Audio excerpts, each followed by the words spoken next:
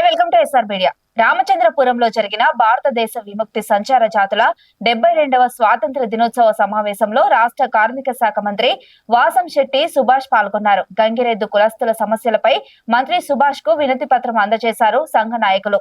గంగిరెద్దు కులస్తులకు ప్రత్యేక కార్పొరేషన్ ఏర్పాటు చేయాలని, ప్రత్యేక చట్టం తీసుకురావాలని, వ్యాపారానికి 90% సబ్సిడీపై రుణాలు ఇప్పించాలని, అలాగే నామినేటెడ్ పోస్టుల భర్తీలో ప్రాధాన్యత ఇవ్వాలంటూ సంఘ నాయకుల సమావేశంలో మంత్రిని కోరారు.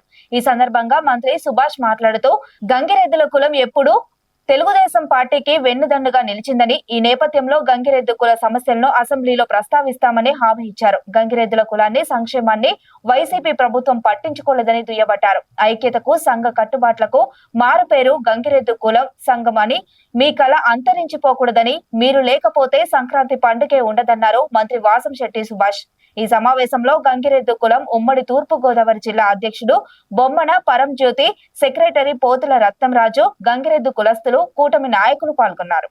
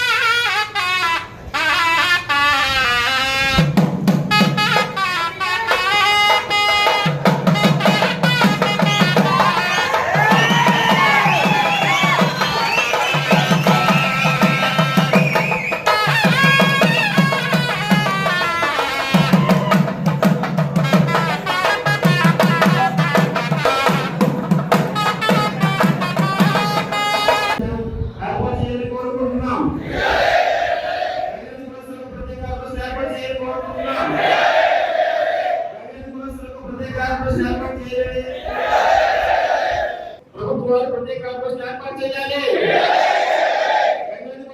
గవర్నమెంట్ ప్రత్యేక కార్పొరేషన్ ఏర్పాటు చేయాలి.